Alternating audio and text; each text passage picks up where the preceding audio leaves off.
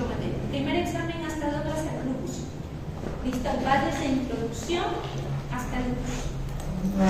Introducción, artrosis, artritis, reumatoide, lupus. El segundo examen, ¿dónde va? De artritis por gota, artritis por cristales, mejor dicho, que incluye gota, artritis infecciosa, espondiliartritis, esclero y polimiopatía. Realmente el primer examen era hasta gota, pero como el grupo pasado nos dieron que en el sílabus decían hasta gota, que gota empezaba la segunda unidad, nosotros podemos seguir el mismo plan. Entonces, hasta lupus, primer examen. ¿Listo? Siguiente, el PAF, cada uno de sus grupos, ya todos han tenido rotación con sus médicos, ¿no es cierto? Ya todos han dicho cómo van a hacer su PAF. Ellos me van a dar notas de PAF. Los que rotan conmigo, ellos saben que van a presentar como un reporte de caso, bibliografía del paciente que le dé resolver. Pero nosotros sí sé que les van a dar un caso para que ustedes hagan en ese momento su enfoque diagnóstico y de tratamiento. ¿Listo? Entonces ahí no me meto. Nota de PAF es lo único que me va a enviar el doctor de práctica, es su nota actitudinal. Pero la mayoría que he visto me han enviado un solo promedio. Así que queden bien con sus doctores, porque los PAF que me han enviado ninguno tenía 20. La máxima nota que hubo de una alumna fue un 19, pero la mayoría era 15. Así que esfuércense en su PAF porque es 20%. ¿Listo? Entonces, vamos a empezar con las clases. ¿Ya se apuntaron todos? O le gustes, porque yo sí, yo les nada más. Lo tienes que poner en tu aula.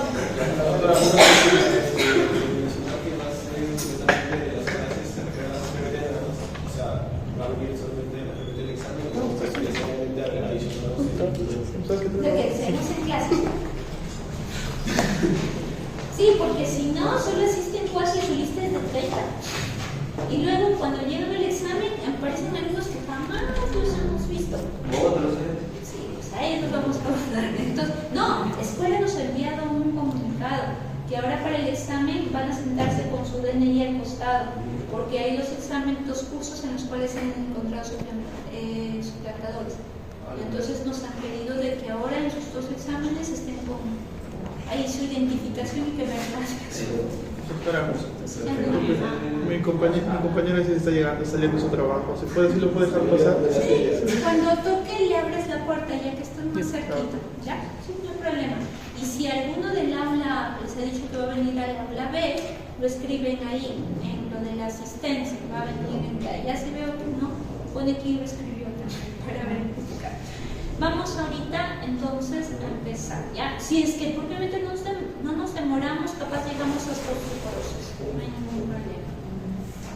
Entonces, ya. Entonces, vamos acá. Entonces, jovencitos, vamos a tomar esto en consideración. ¿Ya? Y lo vamos a tomar esto por la siguiente cosa, porque ustedes ya han rotado en consultorio y también tienen pacientes de hospitalización. La mayoría que pasa por consultorio, los pacientes porque vienen dolor, ¿listo? Entonces vienen por dolor y generalmente decimos en quién es el dolor, en qué tipo de paciente, en relación a su perfil sociodemográfico, sus actividades, su contexto clínico y el tipo. Entonces, vámonos al inicio. En el inicio nosotros decimos, si mi paciente viene con dolor, hay que ver, ¿es un dolor de la articulación per se o es de las estructuras periarticulares o es un dolor capaz referido? ¿Es un dolor que va con manifestaciones sistémicas o no? Y si es que tiene síntomas que involucran a nivel muscular, a nivel nervioso o si tiene manifestaciones extraarticulares. ¿Y por qué? Porque tenemos que ver si es un dolor mecánico, si es un dolor inflamatorio. Los inflamatorios muchos van a ir con rigidez matutina, es decir, tras el reposo nocturno, o si ustedes están en el día tras haber estado sentado prolongadamente y el brazo les entra rigidez en la articulación que quieren y que está con dolor, o puede que tenga síntomas acompañantes de comportamiento nervioso, parestesias o incluso compromiso de debilidad muscular, para pérdida de fuerza o evolución expositiva propiamente en el test de Adams. Entonces, lo que vamos a ver es de que puede haber tumefacción en la articulación aumentada de volumen, pero no necesariamente va a haber líquido. ¿Por qué? Porque, por ejemplo, si un paciente viene con una sinovitis, que es decir, una articulación inflamada, la articulación va a lucir hinchadita, aumentada de volumen, pero también va a haber aumento de calor. Y propiamente en ciertas maniobras, por ejemplo, si estamos viendo rodilla, en maniobras de pelotote, pues va a haber evidencia de líquido. Pero puede que haya pasado la fase aguda y ya no haya presencia de líquido, pero solamente la sinovial se queda engrosada. Entonces se va a ver la articulación tumefacta, pero no necesariamente va a haber líquido en ese momento. Entonces, eso es muy común, por ejemplo, cuando vemos pacientes con artritis reumatoide que lo ven con las articulaciones aumentadas de volumen, pero ustedes le tocan y le dicen, ¿les duele? No, tampoco la encuentran con calor y tampoco la irritación, pero se quedaron así porque hubo un proceso inflamatorio previo que ha ido ya remitiendo. Entonces, lo que tienen que evaluar es que si mi articulación está tumefacta por un proceso agudo o un proceso celular, si hay presencia de líquido, si es que ya con el tiempo me está generando alteraciones de la alineación con deformaciones o luxaciones que se pueda dar, o capaz hay un proceso de inflamación de articulación con signos de fibrosis sobre la superficie cutánea en la parte adjacente. Y si hay ruidos articulares, puede haber crujidos, también llamados crépitos, que son ruidos múltiples que uno párpados a la exploración y que en este caso son de tiempo bajo, o pueden haber ruidos, en este caso agudos, únicos, como son los chasquidos, que es muy usual cuando hay compromiso de tendones, o en los cuadros de hiperlongitud ligamentar. Van a ver que esa paciente que decíamos caso de un problema venía con la rodilla. Entonces la rodilla tú la vas a ver ahí parada, no, tú la sientas al paciente y en posición sedente, puedes hacer la exploración, o lo ideal en posición de decúbito.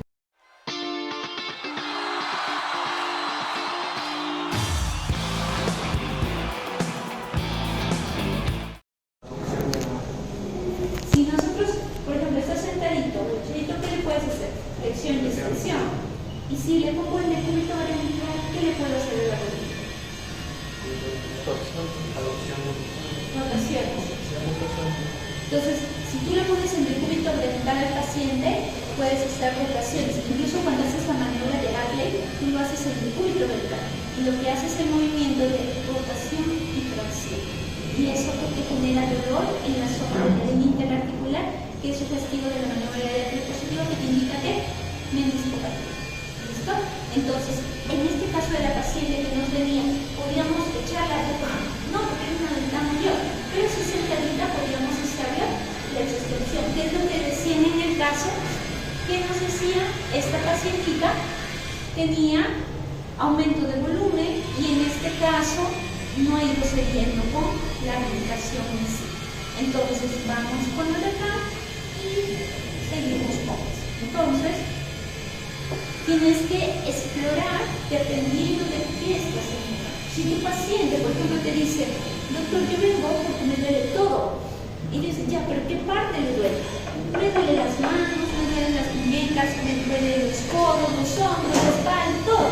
Entonces tú vas a tener que evaluarlo en todas las cosas. Pero si solo te dice, doctor, me duelen los dedos, nada más que los dedos, por ejemplo, se siente bien.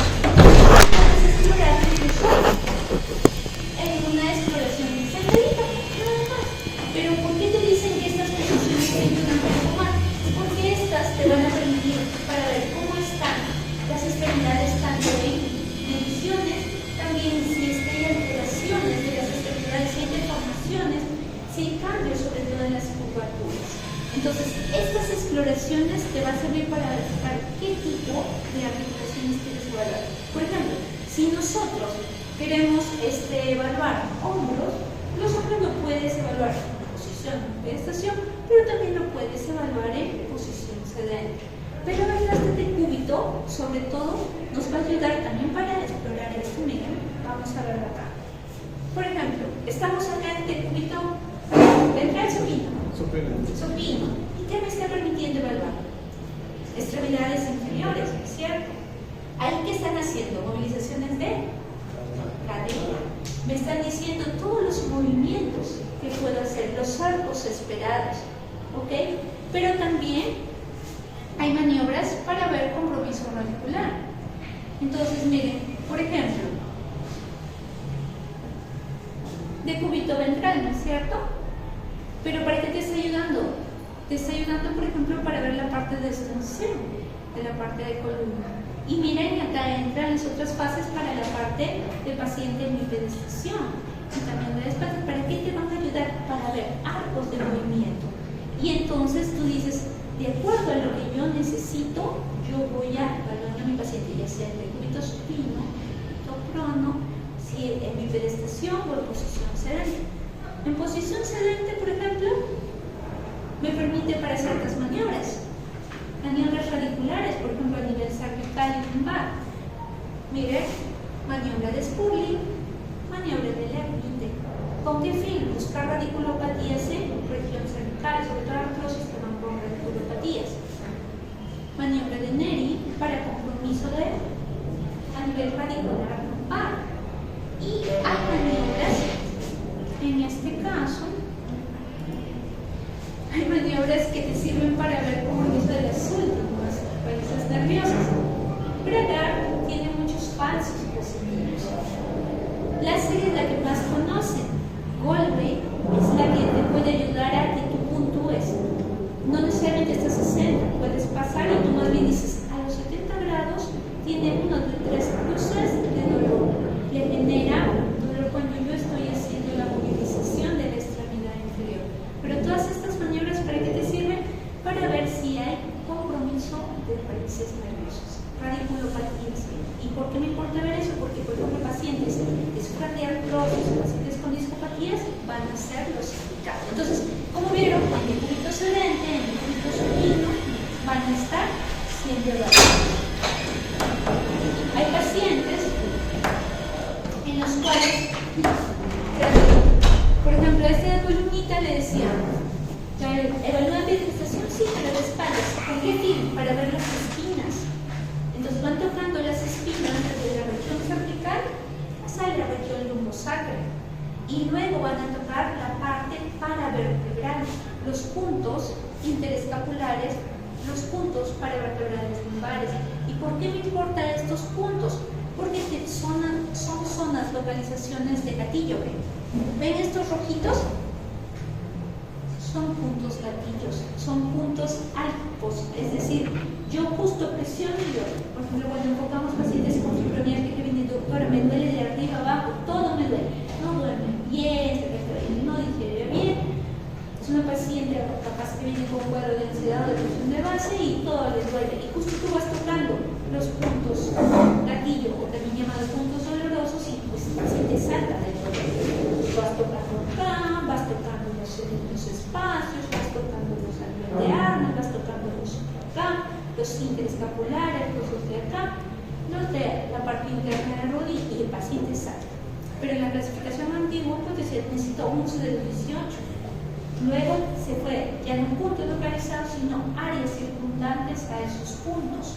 Y te decían, pues sí, pero ejerce determinada presión para ayudar, porque si no los menospreciaba. Entonces, regresando a este punto, ustedes van a ver que dependiendo de la evaluación que yo quiero realizar, pues voy a ir cambiando las posiciones para poder enfocar dichas articulaciones y las zonas. Recuerden, cuando evalúo articulaciones periféricas, ¿qué voy a evaluar? Extremidades. Axiales, me va a involucrar todo lo de columna y parte de fibromialgia. Entonces, fuera de articulaciones y de curvaturas, voy a tener que buscar cómo está fuerza muscular. Ahí utilizo test de Daniels para ver si me ves en contrarresistencia, contra gravedad, y tipificar de 1 a 5. 5 es lo máximo. Si yo contrarresistencia, hacer esto. Pero puede que el paciente te diga, doctor, estoy viendo por el dolor en mis manos, me duele más en las noches. Y en este caso tengo adormecimientos, o tengo hormigueos, o tengo sensación de ardencias en lo que son los dedos. Y cambia, exacerba con cambios de posición. Entonces, el paciente puede que tenga un proceso inflamatorio de articulación, sí, a nivel de muñeca. Por eso están haciendo una exploración manual manual de la articulación, pero por acá sale un nervio que va justo para estos deditos. Y en este caso hay ciertas maniobras que te ayudan a identificar si hay un compromiso del túnel carpiano, que sería el cuadro. Esas maniobras son las maniobras de calma, de ya. Un minutito así. Me dice si se hormiguea o adormece en las pulpitas de estos dedos. Si no puedo hacer el invertido, que es igual un minuto. Tú cuando dices, a los 20 segundos le generó el dolor, paraste ahí la maniobra, pero realmente tienes que esperar un minuto. Puedes hacer también la maniobra de percusión, la de Tine. Ambas te ayudan para síndrome del túnel carpiano, que te puede indicar que el proceso radica solamente por el compromiso inflamatorio del nervio, o te están diciendo también, en este caso, que puede ver signos de que hay una inflamación en la articulación de la muñeca y me está generando compresión de lo que es la fibra nerviosa que está pasando. ¿Y por qué les menciono esto? Porque hay usualmente un cuadro que se llama síndrome del túnel carpiano secundario a algunas enfermedades inflamatorias. Por ejemplo, la artritis reumatoide es una de los favoritos que le gusta comprometer esto de acá. Hay otros pacientes que te vienen, doctor, me duele mucho y se me atraca el dedo. Entonces ellos pueden que estén haciendo tendinitis nodulares. Entonces ustedes tienen que recordar cómo es la parte de anatomía de este grupo del tendón. Hay muchos que te dicen, mi dedo se atracó, es el famoso dedo inversor, pero también te doy el gatillo porque tienes que estar ayudándole a liberar, sobre todo los que hacen manualidades.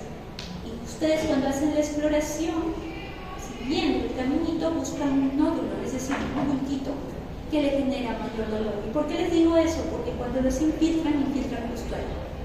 En esta de acá, que es compromiso de este tendoncito que me permite hacer esto de pinza, es lo mismo, solo que para esto hacemos la maniobra del Finkelstein. Primero decimos, haga así, y nosotros le vamos a hacer al paciente que haga con esto, o le podemos ayudar, como está haciendo el examinador, generándole dolor en esta zona. Pero la molestia que el paciente te viene a decir, doctor, me duele para mover y se me atrapa por dentro. Entonces, y tengo que estar moviendo. Entonces, a este pacientito le hacemos maniobra, pero ¿con qué fin? Pues voy a determinar tendinitis de reparto. ¿Listo? Estas son maniobras, por ejemplo, que tú vas haciendo al paciente en bipedestación, pero que te están llegando por tu muestra. Puede que el paciente te diga, no vengo por eso, vengo por el dolor en codo, y tú tienes que ver si es la articulación, si capaz no hay ninguna lesión tipo una tumoración blanda que pueda ser un tofo y que en este caso esté doloroso, o puede que te venga por un cuadro de tendinitis, que te esté haciendo una epicondilitis o una epicondilitis, y que muchos se asocia por el tipo de actividad física. Por ejemplo, practica tenis, practica golf, hace carga, entonces tienes que valorar también ese punto.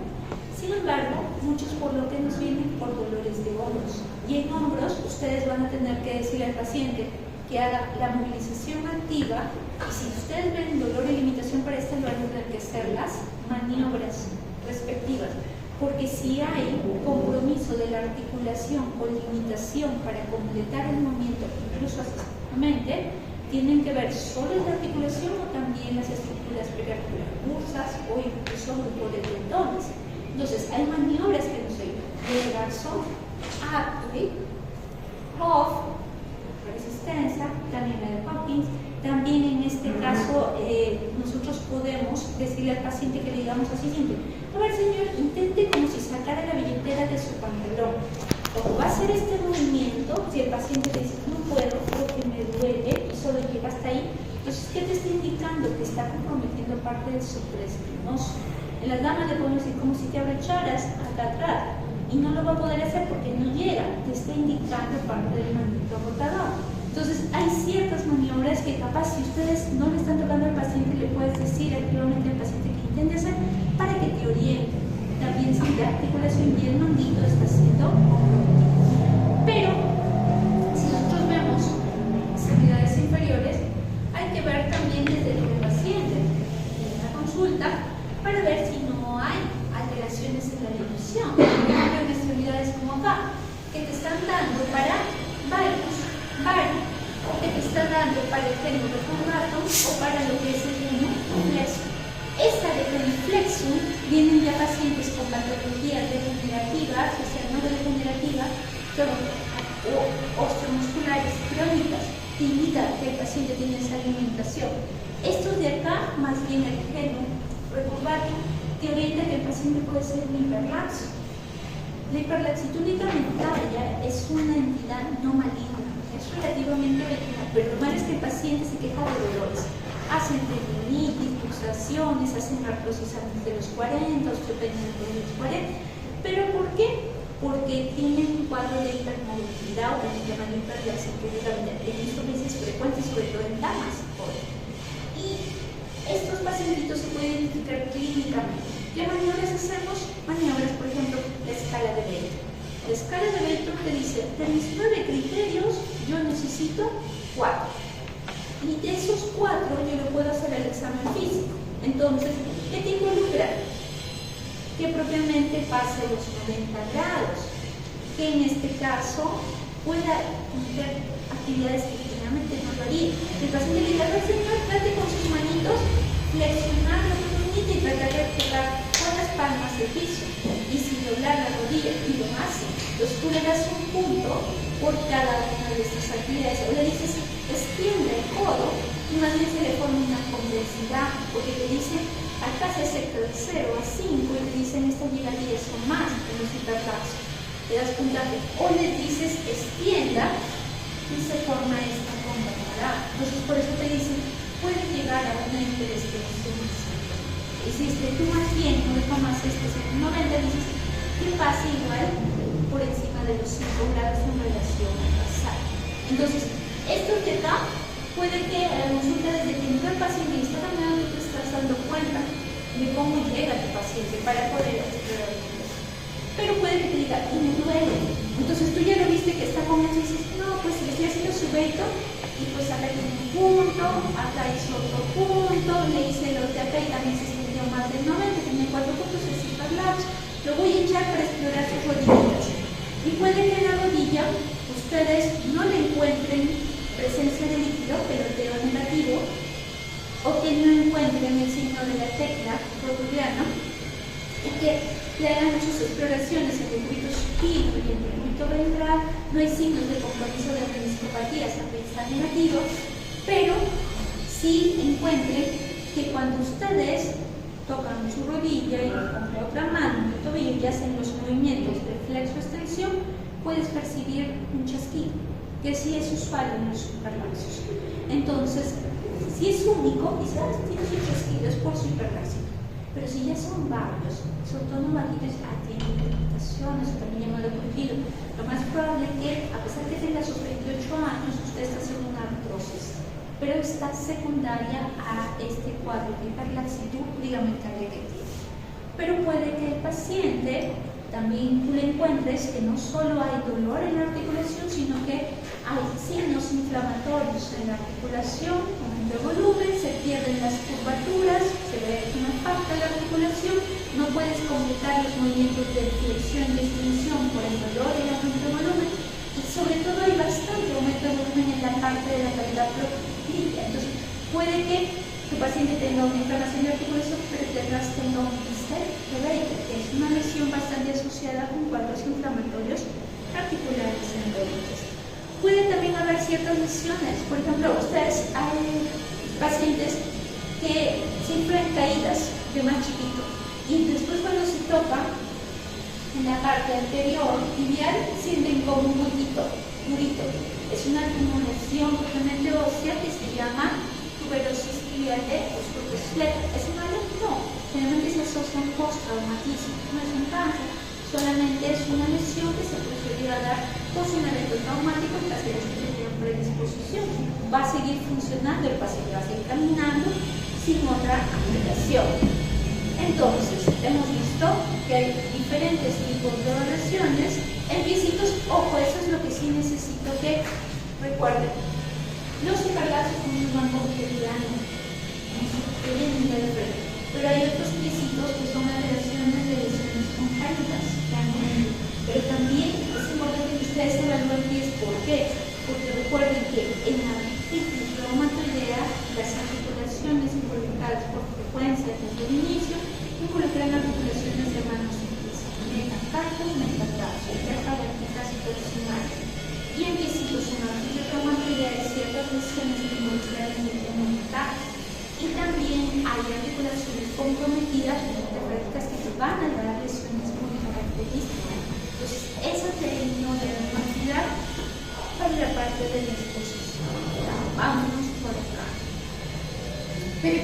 si el paciente no terminó con manifestaciones articulares.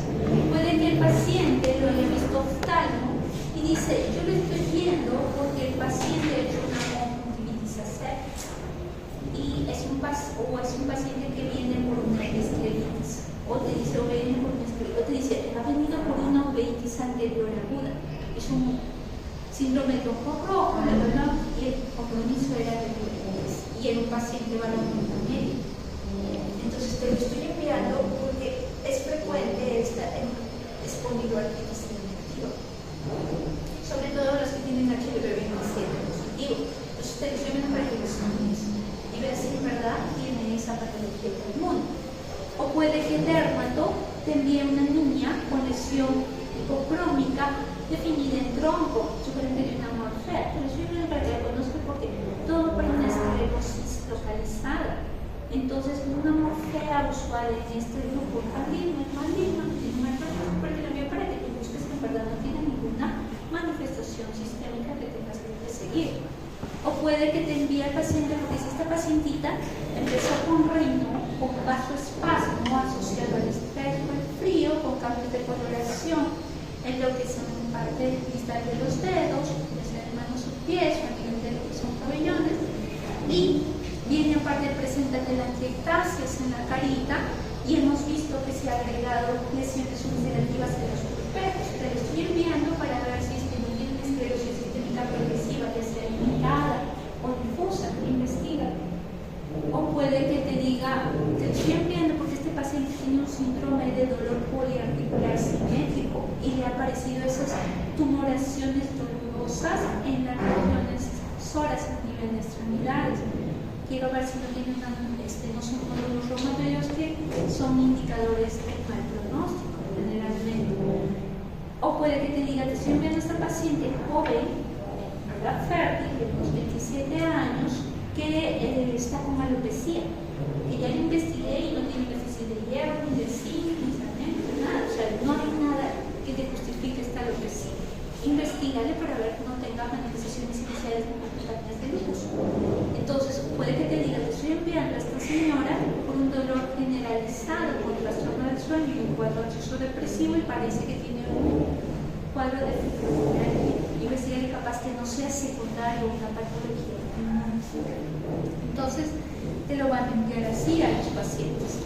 Entonces, regresando, por ejemplo, al ejemplo que vimos al inicio de la paciente que venía con una monoartritis de rodilla, como era primera vez, porque ella siempre había tenido dolores mecánicos recurrentes, entonces primera vez, toda articulación inflamada, por primera vez lo ideal es que le hagas artrocentesis de ahí. Para un estudio citológico bioquímico, arteriológico y de cristales, ¿listo?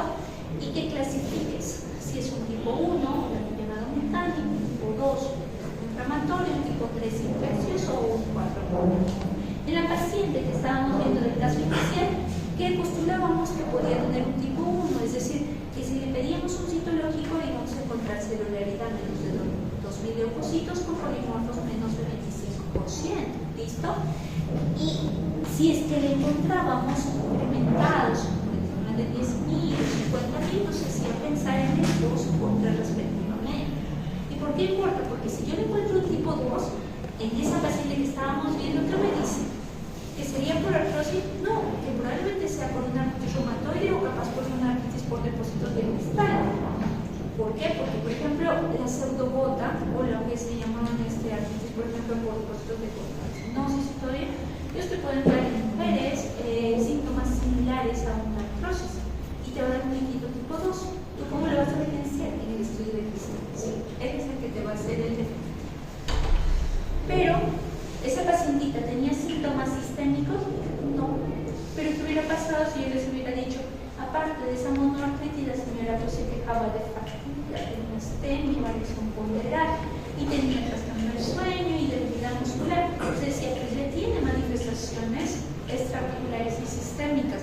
Sí o sí, el hemograma, los marcadores de fase aguda de su perfil bioquímico no le debían faltar a esta paciente. Pero sobre todo lo que vamos a ver en este ciclo es de que los pacientes con patologías reumatológicas para el seguimiento y para el inicio del enfoque diagnóstico les vamos a pedir marcadores de fase aguda, velocidad de segmentación globular y proteínas reactiva, cuantitativa. ¿Por qué? Porque el PCR es un marcador de elevación muy rápida que tiene mucha relación con procesos inflamatorios. En los infecciosos, los ciclos son mucho más altos que en los trastornos no infecciosos inflamatorios y tiene mucha relación con lo que es, en este caso, la activación del sistema de complemento y disminución de síntesis de citoquinas. Pero hay que tener en cuenta también que otro de los marcadores que pedimos es la velocidad de segmentación. ¿Cuál es la desventaja de este? Porque accesibilidad es mucho más cómodo que el otro. El problema es que tienes que ajustar sus valores de acuerdo a la edad del paciente, tener al paciente, también si está gestando influye. Si es que estás frente a un paciente con una comodidad crónica, por ejemplo, una enfermedad renal, también te va a influir los valores. Entonces, esa es la desventaja con la resistencia. Pero, por eso van a ver que en la práctica clínica pedimos ambos. Si no podemos, les puso aunque sea el PCR, para el seguimiento. Porque cuando veamos instrumentos de evaluación de actividad, vamos a ver DAS 28, que te involucra DAS 28 con PCR o con PSG. ASTAS para espondiloartritis renal que involucra BCG o PCR. En lupus vamos a decir, a ver, ¿cómo está tu perfil renal? ¿Cómo está propiamente, en este caso, tus marcadores inflamatorios? En polimiopatía igualitos, al seguimiento, ¿cómo están tus marcadores? En escleros igualitos, en pantalla. Pero hay anticuerpos específicos. Entonces, ¿cuál es la patología inflamatoria articular más frecuente por prevalencia? Artritis reumatoidea. Entonces, si viene un paciente con un dolor poliarticular, es decir, síntomas, articulaciones, sobre todo de carácter simétrico, de tipo inflamatorio, entonces lo ideal es que tú descartes en primer lugar por frecuencia artritis reumatoidea. Entonces, ¿tú qué vas a pedir? Por sensibilidad de screening para lo que es enfoque diagnóstico, factor reumatoide. Cualitativo de látex, no, cuantitativo, por los organismos. Y por especificidad, ¿cuál vas a pedir? Anti-CCP. Anticuerpos, antipéptido, cíclico, citrullinano. ¿Y por qué? Porque estos dos te van a ayudar para el enfoque de esta enfermedad, pero la segunda te ayuda como enfoque confirmatorio diagnóstico por su especificidad. Su mecanismo involucra los cambios a nivel de proteínas como un mecanismo de sincronización y en este caso que se asocia con procesos infecciosos o inflamatorios.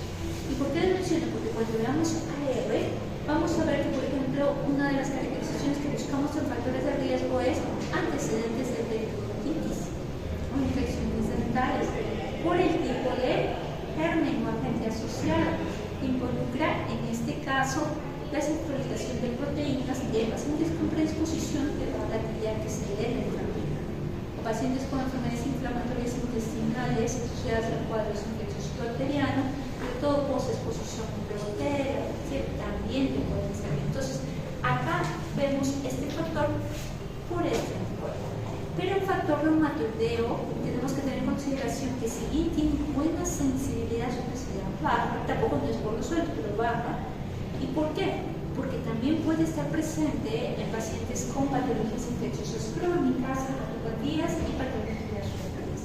Recuerden que el factor y los anti-CCP pueden estar presentes en fases preclínicas, pero el anti-CCP tiene el plus que se va a correlacionar muy bien con actividad y pronóstico de el factor solo se va a relacionar con un factor pronóstico cuando los ciclos son altos, por encima de 3 veces del valor referencial. Ahora, los anticuerpos antinucleares, estos anticuerpos sí o sí que te indican que el paciente tiene una patología de base inmunológica. ¿Listo? Estos anticuerpos son dirigidos a antígenos citoplasmáticos y se determinan por clínica de ELISA. Lo que tú vas a ver con patrón se llama patrón de inmunofluorescencia. Hay patrón moteado, hay patrón homogéneo, periférico, centroméricos, hay varios patrones que tú lo puedes determinar por inmunofluorescencia. Y ellos te indican qué tipo de anticuerpos, qué tipo de ENAs, que que son un poco más específicos, tú puedes solicitar para no tener todo el perfil ENA, que involucran todos estos, más ROR, más LAM, más antimidot, más en este caso RNP y otros más, que te sale como 900 solo. Entonces, para eso te dice cuando te dicen qué tipo de patrón tiene. O títulos. ¿Por qué? Porque, por ejemplo, cuando veamos lupus vamos a decir, para usar los criterios ULA para enfoque diagnóstico y clasificatorio de lupus, nos dice que para que seas considerado, por lo menos hay el reporte en ese momento previo de un ANA con diluciones de 1/80 a más. Entonces, ¿es específico para el lupus? No, es un criterio de entrada nada más. ¿Pero por qué? Porque también el ANA está presente en polimiopatías, en esclerosis sistémicas progresivas, puede estar paciente, menos del 5% de la población general también puede estar positivo, pero también en patologías crónicas, tiroideas, sobre todo de base. Y vamos a ver que hay ciertos anticuerpos que están en el perfil ENA que involucran, por ejemplo, para poliopatías, síndrome de sintetas asociadas sobre todo con compromiso superficial, esto de acá, o por ejemplo los síndromes de Overlap, poliopatías de esclerosis sistémica progresiva, que son los anticuerpos también llamados asociados a miositis, o anticuerpos asociados a compromiso del pulmón y riñón, anti-ARN polimerasa, que lo vamos a ver en esclerosis sistémica progresiva, o podemos ver también los ANCA, pero esos ANCA son anticuerpos que los asociamos más en vasculitis, sobre todo en vasculitis y pulmón y riñón. Y los niveles de complemento, recuerden que lo vamos a ver en varias patologías autoinmunes, pero en lupus entran a callar porque tienen relación niveles bajitos con actividad de la enfermedad, sobre todo a nivel del componente renal. Entonces, pacientes con patologías reumatológicas, ¿solo vemos laboratorio? No. Imágenes también. Todas estas se pueden hacer.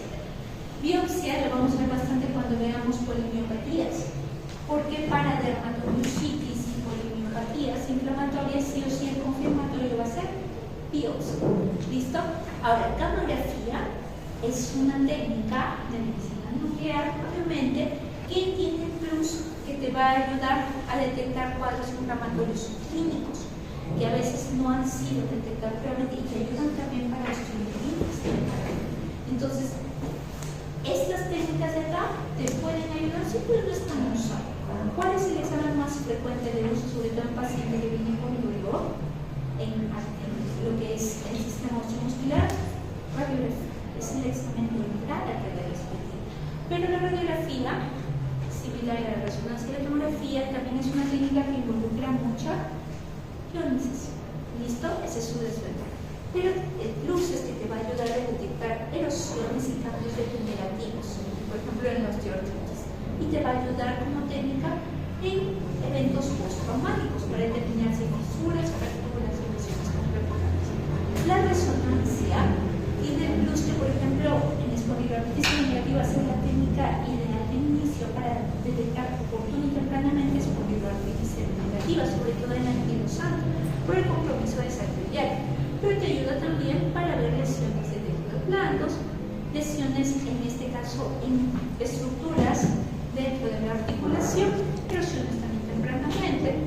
Las tomografías tienen el plus de que te puede dar una evaluación más precisa de defectos óseos de difícil visualización tanto en una radiografía como en la resonancia, por eso en columna pues van a ver que lo pedimos. Y en este caso también cuando hay compromiso de manifestaciones subestra. ¿Listo? Ahora, la ecografía tiene el plus que esta no es ionizante, es accesible, es más cómoda que una toma, una resonancia. Desventajas, depende del entrenamiento del que realiza la técnica. ¿Listo? Pero te puede ayudar para identificar lesiones de articulaciones, detectar tofo, de presencia de líquidos, ver si hay compromiso inflamatorio en la zona involucrada, si hay erosiones tempranamente. Entonces, ese es uno de esos plus. Entonces, regresando a este caso, ¿qué es lo que nos llamaba la atención? Miren cómo los espacios van siendo reducidos, hay osteopenia, difusos a los huesitos se ven más radiolúcidos y hay cambio en la articulación respectiva. Pero para eso vamos a seguir con el siguiente tema. llamo, no dudo, pero un problema de osteoporosis va a quedar para el segundo. Entonces, vámonos con pareja. Entonces, en osteoartritis, que era la patología que sospechábamos en esa paciente, que había sido el caso problema, que lo tenemos acá mucho mejor, era el caso de esa paciente. Entonces, lo que hemos mencionado ahorita, ¿qué decíamos? Enfoquemos qué tipo de paciente es. Es una ¿listo? Y es un dolor mecánico o inflamatorio. Mecánico. Ahora, al examen físico, ¿qué hay? ¿Dolor articular o inflamación en la articulación? ¿Qué hay? Miren su examen. ¿Cómo está la rodilla? ¿Se pueden ver los relieves? ¿Hay aumento de volumen?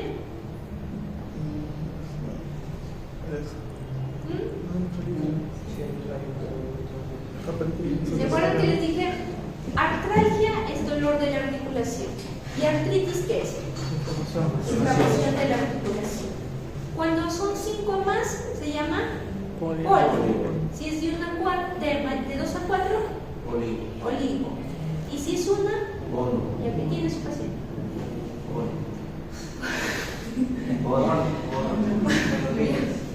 Entonces, pero ¿tiene una monoartralgia o tiene una monoartritis? Ahorita el examen. ¿La rodilla solo le duele? ¿O está, me falta? Ya. ¿Puede hacer el arco de movimiento conservado? No. Dice, tiene la limitación del 70% del arco. Entonces, en este caso, ustedes recuerden cuando patean, ella, la paciente, lo único que está poniendo es hasta ahí, nada más, o sea, no puede llegar a completar. Entonces, si no está completando el arco de movimiento, está casi 70% de mitad, eso me está indicando que la articulación está inflamada. Entonces, la historia de la paciente me dice, esta paciente tiene un dolor bilateral de las rodillas. ¿Agudo? No, es crónico. ¿Listo? Que era tipo mecánico, pero que actualmente, en los últimos días, ¿qué pasó? Se agregó un cuadro de monoartritis de rodilla, que es aguda aparentemente, el dolor es crónico, pero el proceso inflamatorio recién se realizó. Entonces, en ella, según lo que ahorita hemos visto en la introducción, ¿deberíamos hacerle una radiografía? Sí, acá está. ¿Deberíamos hacerle una artrocentesis? Sí, porque es primera vez que se infla. O me dice que siempre se hincha. No, me dice siempre le duele cuando sube las escaleras. Entonces, si se pudiera hacer una artrocentesis, genial. Pero, ¿qué es lo que han hecho ahorita como método de primera entrada a esta paciente que viene con dolor tipo mecánico, proceso inflamatorio, en una paciente con adulta mayor? ¿Qué han pedido en primer examen?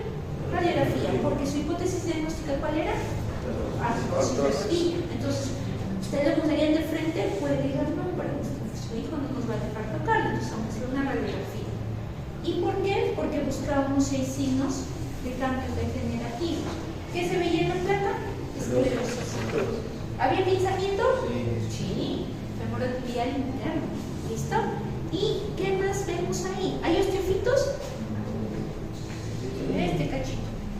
Entonces, tenemos osteofitos, esclerosis subcondral, pinzamientos. ¿Listo? Entonces, ¿le doy full lines? ¿Naproxeno cada 8? Celecoxib 200 cada 12. Miren qué paciente es.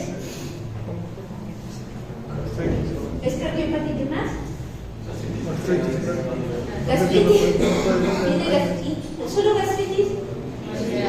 Úlcera. Entonces le van a dar una porción cada 8. Ya, entonces, por eso es que ustedes tienen que enfocar. ¿Está pensando en artrosis? Ok, esa es su hipótesis diagnóstica. Genial. ¿Cuál es su examen bandera? Radiografía, ya lo tienes. Ahora, ¿qué le vas a dar de tratamiento? Pues yo le doy ahí, ¿qué dice primera línea? No, tienen que ver en su paciente. ¿Listo? ¿Le darían celecoxib, heterocoxib a esta cardiopatía? Tiene cardiopatía, ¿no? Sí. Entonces, en este caso, y sería una artrosis primaria y secundaria.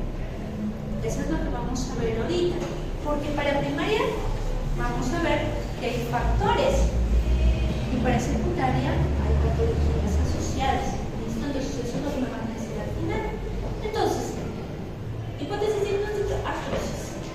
Definición clásica de artrosis: proceso degenerativo muscular que te da lugar a cambios a nivel del cartílago. Cambio la definición porque se agregó el mecanismo de inflamación del macrogrado, incremento de catabolismo sobre el anabolismo con mayor degradación de la aparición del cartílago muscular. ¿Listo? El problema de esta entidad es que genera discapacidad y eso te puede dar limitación funcional. ¿Y por qué lo mencionamos acá? Porque la incidencia de osteoartritis ha cambiado. Los últimos 30 años ha ido variando casi 3 veces más, cerca de 3 veces, 2 a 3 veces más, incrementado su incidencia. Las más frecuentes asociadas en cadera y rodilla, porque son las más reportadas por su discapacidad, pero si hacemos desde el examen físico todos los que vemos, manos no se queda atrás, más prevalente. 2017 hicieron la limitación de años vidas perdidos por limitación. Ahora, ¿por qué mencionamos esto? Porque varía de acuerdo al grupo etario y al género en el tipo de presentaciones de frecuencia de las artrosis. Por ejemplo, varones en edad media, muchos pueden venir por signos de artrosis en hombro y en columna. En damas, perimenopáusica, artrosis de rodillas y manos. Entre adultos mayores por encima de 60 años, sus incidencias prevalencias van en incremento, siendo mucho mayor por encima de los 70 años. ¿Listo? Es importante que ustedes consideren también, en este caso, los factores de riesgo, tanto locales articularmente y sistémicos. ¿Ok? Entonces, es importante que vean que hay factores genéticos. Esta entidad es poligénica. ¿Listo? Conforme incremento en edad, hay cambios en el envejecimiento que predisponen para el desarrollo de artrosis. Pero también el grupo femenino fue el más afecto, pero esto es en estudios hechos en poblaciones que iban desde los 60 en adelante, donde ahí tenían todavía los grupos afectados por las guerras y otras más que habían vivido, en este caso, años previos. Pero entró a tallar en las últimas décadas el factor de sobrepeso y obesidad porque se volvió una dieta terapéutica, y también la influencia a nivel de lo que son factores nutricionales en relación a las suplementaciones de vitamina D como parte del esquema y cambios en la densidad mineral ósea. Acá entra a batallar, ¿me protege? Pues el riesgo depende del área donde está siendo comprometida. Y las comorbilidades para sobre todo las etiologías secundarias, comorbilidades metabólicas, Es necesario que desbloquees el y otras bases. Ahora, a nivel articular, vamos a ver de que van a haber cambios a nivel de la estructura por traumatismos o lesiones recurrentes por actividades laborales o deportivas o discrepancia en longitudes o deformidades que son parte del factor. Entonces vamos a ir viendo uno por uno. Vamos a ver que en los factores genéticos se han hecho averiguaciones con genes que pueden enlentecer la progresión y genes que pueden dar cambios un poquito más rápidos y decir también efectos más refractarios al tratamiento. Pero han hecho estudios en poblaciones de familias en las cuales encontraron que el grupo masculino podía tener una herencia autosómica recesiva, mientras que el femenino una autosómica dominante, sobre todo cuando enfocábamos artrosis de manos. Sin embargo, sí se ha visto relación de características de presentación para el desarrollo de grupos familiares tanto de manos, rodillas, columna. Mucho en consulta nos vienen, doctora, me duele la rodilla, ahí también la cintura. Y le ves las manos con sus nódulos del carro. Y dice, mamá también tenía. Y puede que y la hija lo mira y me dice, a mí también me está saliendo. Entonces, ¿hay participación clínica? Sí, es la única. Es uno de los factores en el mecanismo que produce esta enfermedad. Entonces, tenemos factores genéticos que no debemos olvidar su identificación por el tipo de evolución de enfermedad. Por eso es que el primero que vemos ahí, en relación, en este caso, a esta proteína relacionada, tienen que ustedes recordarlo sobre todo por sus presentaciones, en este caso un cierto tipo de artrosis de cadera, pero que no tiene tanto, en este caso, una progresión, por así decirlo, tipo erosiva. La artrosis erosiona solamente la forma de manos. ¿Listo? En la forma de manos, ellos hacen unas erosiones centrales. Y ellos, ¿por qué nos importa? Porque esos pacientes con artrosis de manos erosiva los seguimos, porque usamos dosis muy chiquita de corticoide y usamos otros de 25 miligramos o hidroxicloroquina 200 para modular el efecto, porque hacen efectos inflamatorios. ¿Listo? Las rodillas pueden hacer, pero en casos muy avanzaditos, solamente ahí. La que sí está como aparte de las dosis de manos, porque en ellos cuando hacemos el seguimiento de lo que tenía cero negativos, factor anti-CSP, muchos en la evolución de la enfermedad van posibilizando. Ahora, vamos a seguir y decimos, hay ciertas actividades laborales que te predisponen, sobre todo las que involucran carga o posición de pie prolongado o incluso una bipedestación.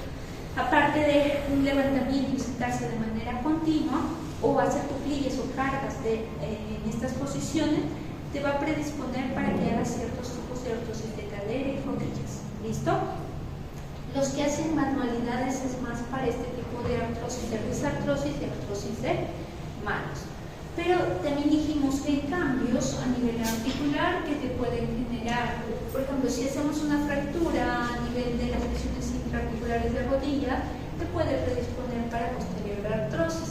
Si hay lesiones de rotura meniscal o hay cuadros de lesiones post-intervenciones, también te puede servir de factor de riesgo. Pacientes que vienen con deformidades a nivel acetabular, por ejemplo, en la enfermedad de Pertes, incluso te servía por eso de factor de riesgo a nivel de artrosis de cadera, igual que estas displasias acetabulares.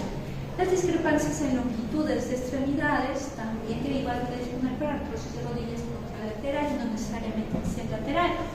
Y hay que tener en consideración que estos cambios van a tener efectos sobre todo sobre la carga. Ahora, dijimos que las comorbilidades entraban a la diabetes, es una de las más reportadas. ¿Listo? La tipo 2, sobre todo por el incremento de factores proinflamatorios, por citoquinas participantes.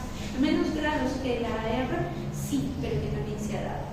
Y los cambios hormonales, sobre todo en mujeres perimenopáusicas, entran a tallar también para lo que es el grupo de artrosis de rodillas. La obesidad y la artrosis, proceso microinflamatorio a nivel local sistémico, y es un efecto de retroalimentación continua por el dolor y la limitación funcional, y esa limitación te va a generar que mantengas un peso muchas veces más alto y vas a mantener ese círculo vicioso. Ahora, en la edad, ¿por qué le he puesto al final? Porque con el envejecimiento vamos a ver que hay ciertos cambios, entre comillas, fisiológicos que se van a dar a nivel molecular, va a haber cambios enzimáticos y también va a haber cambios en las redes de colágeno y su efecto de resistencia contra ciertas fuerzas mecánicas.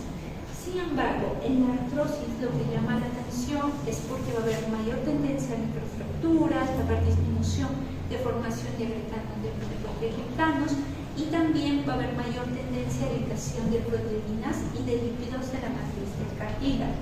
Ahora, vamos a ver que se ven cambios tanto en la matriz celular como a nivel de las células. Y el efecto final va a ser un aumento de catabolismo con una disminución de anabolismo que puede conllevar a la muerte celular. Recuerden cuál es la célula diana, célula corpocito. Y vamos a tener que ver que los cambios en matriz, sobre todo que involucran la acumulación propiamente de productos finales, en este caso de la relación avanzada, va a generar alteraciones en las propiedades del colágeno y asimismo alteración en las propiedades mecánicas de los tejidos articulares. Pero acá en las células, miren los cambios que van a llevar a nivel de acumulación de proteínas dañadas, de lípidos, ADN dañado, compromiso mitocondrial y aumento del estrés oxidativo. Ahora, hay cambios metabólicos, sí, involucra aumento de proteínas, obviamente, que van a ser mayor declarativas y que va a haber también una disminución en la concentración de ácido hialurónico, a pesar de que trate de producirse más, y también mayor degradación de proteoglucanos y sus unidades, y va a haber un incremento de citoquinas proinflamatorias. ¿Y por qué menciono esto? Porque ustedes en la parte terapéutica vamos a mencionar también que hay muchos pacientes que dicen, ay, me han comprado mi colar, me han comprado mi cisadón, mi glucosamina y cotriptil, pero ¿por qué lo meten como suplementación dietética a los pacientes con artrosis para tratar de compensar los déficits que se van dando en la fisiopatogenia? Pero no son los únicos efectos que pueden ser trabajados, porque como ustedes ven, aparte de eso hay cambios en lo que es la resistencia de la parte de cartílago matriz, pero que se ve esta lesionada porque hay mayor tendencia a lo que es la lesión y lo que es fisurización de lo que es a nivel de cartílago. Y para entenderlo mejor, vamos a ver con esta diapositiva los cambios que se dan en la osteoartritis. Como ustedes ven, hay unos estadios iniciales, luego pasa una fase de inflamación y fibrosis sinovial que se va dando ya cuando va avanzando la artrosis hasta los estadios abdominales. ¿Listo? Entonces vamos a ver que al inicio va a haber deterioro intraarticular subcondral, como también ahí, lesión similar a lo que se ve en el edema de médula ósea, va a haber incremento de angiogénesis, formación de vasitos y crecimiento de la vesícula, normalmente ahí no hay. Y ese es parte de los mecanismos terapéuticos que después van a incluir medicamentos que van a trabajar sobre esas áreas. Va a haber disminución del engrosamiento de la placa de hueso subcondral y aumento de porosidad, y va a haber duplicación y degradación de lo que es cartílago. Pero ya cuando hay un proceso inflamatorio y de fibrosis sinovial, posteriormente van a seguir estas fases. Y si ustedes se dan cuenta, osteofitos, quistes, esclerosis y cambios a nivel del huesito subcondral son lo que ustedes recién en la radiografía lo van a ver. ¿Listo? Entonces, por eso es que si nosotros quisiéramos un examen para ver tempranamente, tendría que ser marcado inmunológico o una resonancia temprana para poder detectar tempranamente. Realmente tú ya vas a verlo cuando ya está por esas fases medias avanzadas, si es que ya estás identificando los cambios en la radiografía. Entonces, cuadro clínico, la paciente tenía dolor mecánico, es decir, era un dolor que aumentaba con actividades, inicialmente mejoraba con reposo y con efectos antiinflamatorios, no tenía síntomas sistémicos la paciente y en este caso no llegó a usar corticoides. Entonces ella era una paciente con dolor mecánico. Al examen físico que vimos que había signos de derrame muscular, rango de movimiento activo y pasivo comprometido, sí. Y había dolor, donde revelaron posición cerebral. ¿Listo? Entonces iban viendo hartos del movimiento para ver. Entonces, para el enfoque diagnóstico que nos decía, la paciente cumplía criterios, era una mujer mayor de 40 años y 70 años o más. ¿Tenía dolor articular relacionado con movimiento? Sí, tenía eso. ¿Tenía rigidez matutina menor de media hora? ¿Nos dijo algo de rigidez? No, o sea, cumplía ese criterio también. Y limitaciones funcionales. Al examen había limitación del arco, sí, y había limitaciones. Entonces, ya sea OLAR o ya sea ACR, Colegio Americano de Reumatología o el Europeo, la paciente cumplía criterios para artrosis reumatoide. ¿Y por qué sacaron esto? Porque cuando hicieron en población mayor cuáles eran los signos y síntomas más reportados y enfocaban estos parámetros, aparte de sus comorbilidades y otros factores. Pero, ¿se acuerdan que en la diapositiva inicial decíamos, ok, vamos a ver, en este caso, el paciente tiene artrosis por la clasificación que les dije de Keller-Lorenz, que es la clasificación radiográfica para poder ver artrosis. ¿Y qué es lo que enfoca? Crecimiento de la línea articular, osteofitos marginales, esclerosis del hueso subcondral, quistes o feodas y casos más avanzados de luxaciones. Entonces, si nosotros queremos ser muy estrictos en relación, decíamos, ¿se acuerdan que yo les dije era 3 o 4? Ustedes me dijeron 3, después otros 4, yo les dije 4, ya. Entonces, si nosotros vamos de frente a la 3, ¿qué es lo que nosotros buscamos? ¿Había osteofitos? Sí. ¿Había disminución de la línea interarticular? Sí. ¿Y había esclerosis? ¿Había deformidad? Claro que sí. ¿Cuál es la diferencia con el 4? Que no hay espacio en la 4. O sea, se ve pinzado. Es decir, en lugar de estar así, ya completó. Solo se ve una línea esclerótica. Ese es el grado 4. La línea esclerótica, porque cuando es anquilosis, toda la articulación se pegó y no la puedes mover. Esa es la anquilosis que llegas. Entonces, ¿y los osteofitos son graves? ¿Pero es la única clasificación? No. También hay una escala de ALBA que es solo para artrosis de rodilla. ¿Cuál es la diferencia con calamidades? ¿Qué te involucra qué? Línea interarticular en el grado 1 que esté menos del 50% comprometida. Grado 2, que ya no se vea lo que es en este caso la presencia de línea. Grado T, que haya una erosión menor de 0.5 milímetros. El grado 4, entre 0.5 a 1 centímetro. Y el grado 5, que tuviera una subluxación o una erosión. Entonces, vemos estas plaquitas de rodillas y vemos, ¿es simétrica? Ya está subluxada incluso, se está cambiando. ¿Ven este osteofito? Es grande. Y miren el espacio, todavía se ve algo de espacio, pero ya después va a ver. Este de acá ya va derechito para su prótesis. Grado 4, sí o sí, desde 3 avanzadito va a jalar. Entonces, ¿y en artrosis de mano? ¿Qué vemos? Igual dolor en articulación. Pero fíjense que dicen de la segunda a la quinta interfalángica distal, o te dicen la de base del pulgar, que es la famosa risartrosis, o te dicen que en este caso sea también de la segunda a la quinta de las proximales, y que sea la primera, en este caso interfalángica, que sea el dolor con una acidez menor de media hora en las últimas 6 semanas, que no haya otras infecciones. Y puede involucrarte que en este caso no es que todas al mismo tiempo, puede ser 2 de acá, 2 de acá, diferente en la R, que le gusta ser muy simétrica. Esa es una de sus caracterizaciones. ¿Listo? ¿Y qué vemos acá en las plaquitas de manos? La fotita es una artrosis avanzadita con unos dedos serpenteados. Es decir, que ya tiene subluxaciones distales. ¿Listo? Que son los casos más avanzados. ¿Tienen nódulos de acá, verdad?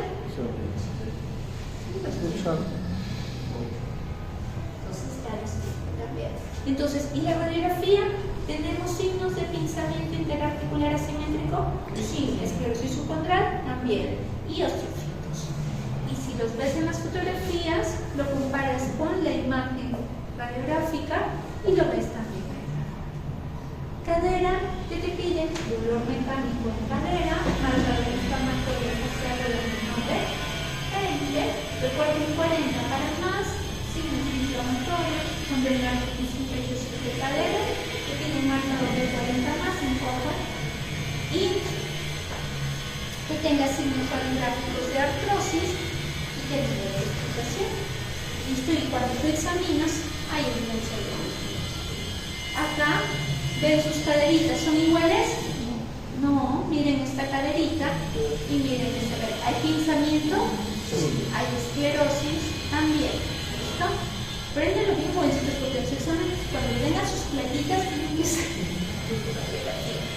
Ahora, vamos con su artrosis de columna. Si hay síntomas que tengan manifestaciones radiculares o compromiso de niveles sensitivos o de menas, son los estadios más avanzaditos. Los primeros estadios más bien se involucran con la limitación funcional.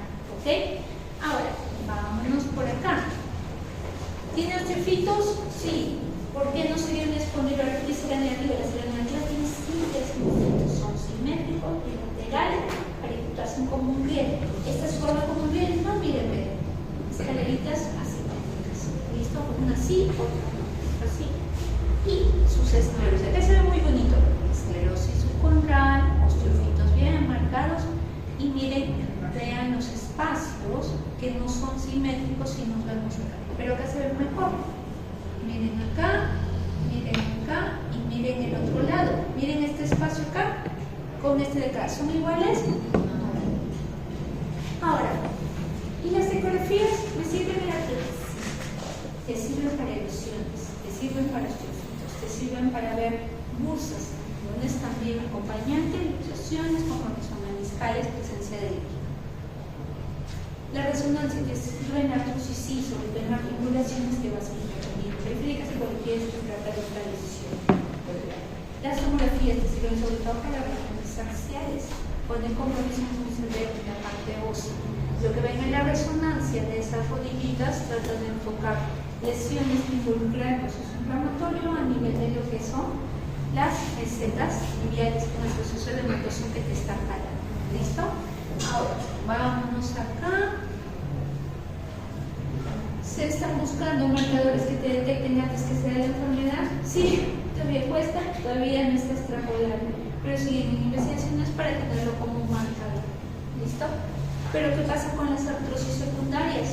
Recuerden, citortrosis, ¿se acuerdan de la paciente que tenía de patologías acompañantes? ¿Ah? ¿Ahí están las cardiopatías? No, pero sí está aquí. Hipotiroidismo. Entonces, ¿por qué les fastidio con esto? Porque recuerden, en las secundarias, si tú no controlas la comorbilidad que capaz es la causante, por más analgésico, infiltración, microsublimación, para que no te baja. Controla también tu enfermedad, tu comorbilidad, que capaz no está controlada al momento, para que puedas tener mejor respuesta de tus tratamientos. ¿Listo? Entonces vamos ahora con el siguiente. Igual de líquidos, nos vamos al tratamiento. Ahora, el tratamiento, ¿qué dijimos?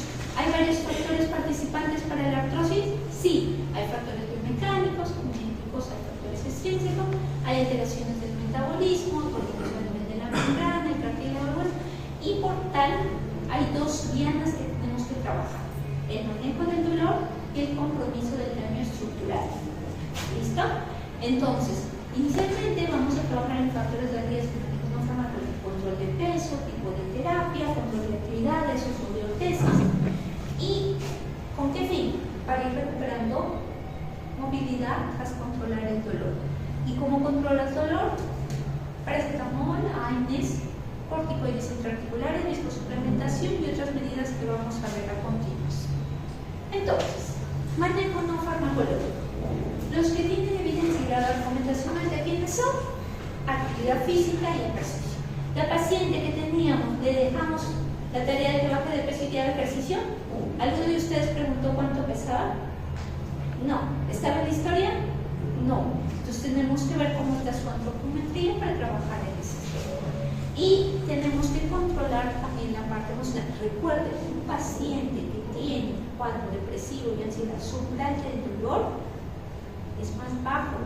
Es decir, que ellos pueden sentir, ellos te pueden decir lo que tú normalmente sentirías grado 3, ellos lo sienten 7, porque tienes que trabajar también en esa área. Si es que no controlas ahí, por más analgésico. Los de fibromialgia, ese es su problema, que tienen un cuadro emocional no controlado.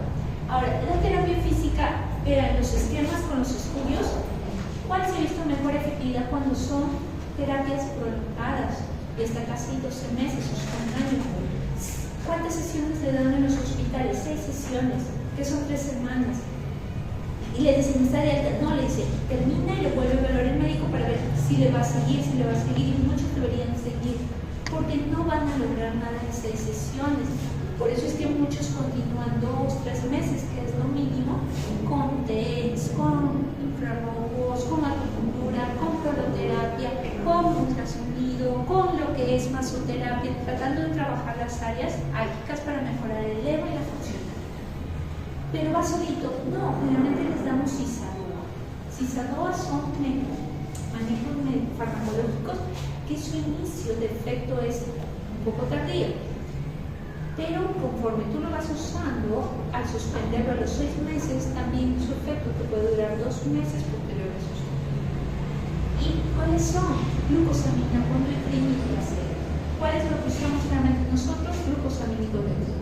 ¿Cuál es la alternativa por los efectos secundarios que tiene sobre el aumento de la glucosa de 10 a 30 miligramos que puede en pacientes diabéticos no controlados.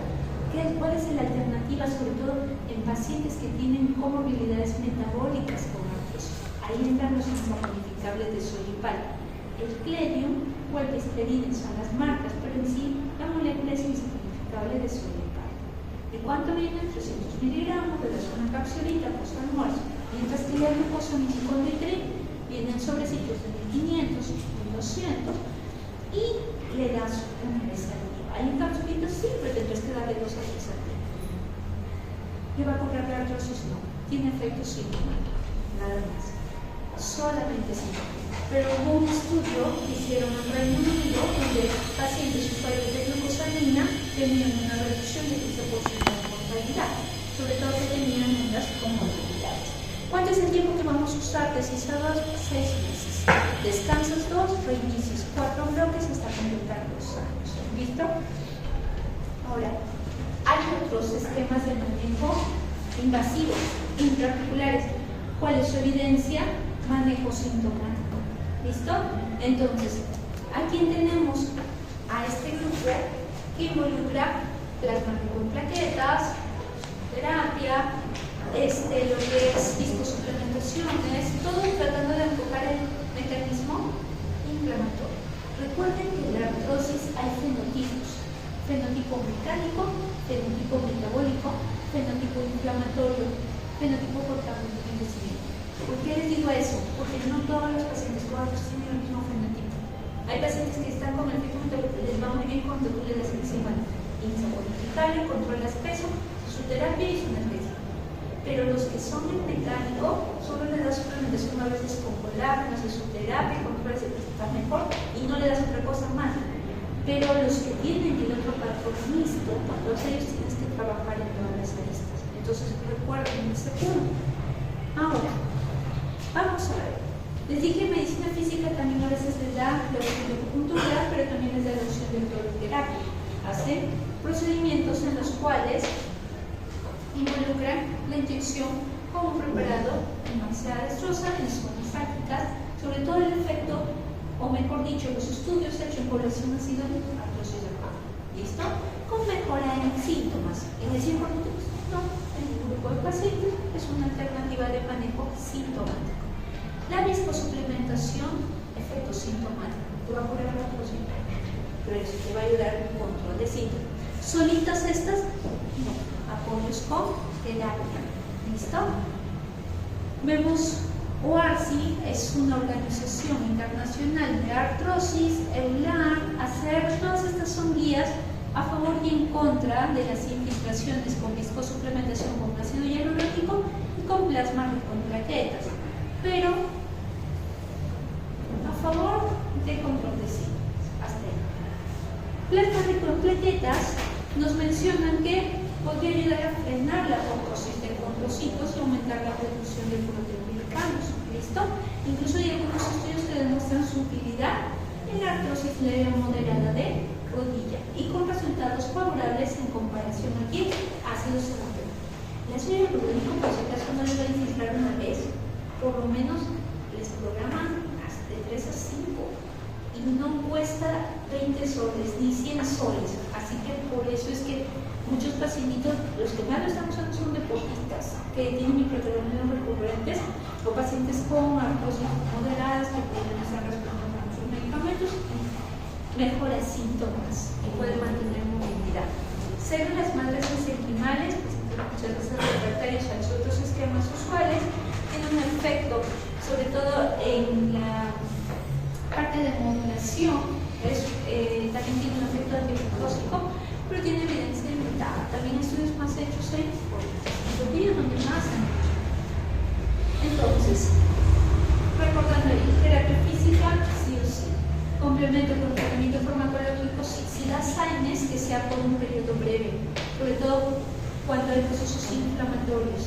Pero si es que el paciente no tolera medicamentos de efecto sistémico, tiene contraindicaciones, ahí tienes que, si es solamente una o dos articulaciones, infiltrar. ¿Listo? Si es que tiene varias articulaciones, puedes pasar al siguiente escalón que involucra opiáceos. Es decir, por eso ustedes han visto que pacientes que usan paracetamol con tramadol combinado, el famoso Saliar, Supramadol, la marca que ustedes gusten, viene 375 paracetamol más el 17.5 de tramadol, que le das de 1 a 2 veces al día, casi de una manera continua si el dolor es persistente. Pero hay pacientes que tienen mucho componente nervioso, entonces que utilizan gabapentina de 300 o pregabalina de 75 fuera de los analgésicos que están usando. Y hay otros pacientes que usan meloxicina por su efecto ansiolítico antidepresivo pero modulador del dolor. Esto lo usamos bastante en pacientes con fibromialgia que tienen un dolor generalizado. Cuando hay TRIM y suplementos analgésicos tópicos, parte de apoyo. Ahora, la eficacia, sobre todo de las intervenciones de la terapia física, tanto que involucran, por así decirlo, la de medicina complementaria y también las de intervención con fisioterapia y otras más, tiene una evidencia de apoyo, sobre todo en las artrosis de manos, rodillas y caderas. ¿Listo? Ok, a ver, vamos con... Sí, ya no alcanzamos. Entonces, hasta acá. Para la otra semana vamos a hacer el caso de OP y hacemos AR. ¿Listo? Como no tienes delegado, en este caso, ¿su lista todos llenaron? Pásale las... Pásenle. Jovencitos, para que no les esté molestando su delegada, su delegada escribió temprano pidiendo las diapositivas, seguro porque me iba a venir. Entonces, antes que su delegada esté escribiendo, caballero, van a tener que entrar a eso de la escuela porque necesitan calificar. Si no, mañana van a enviar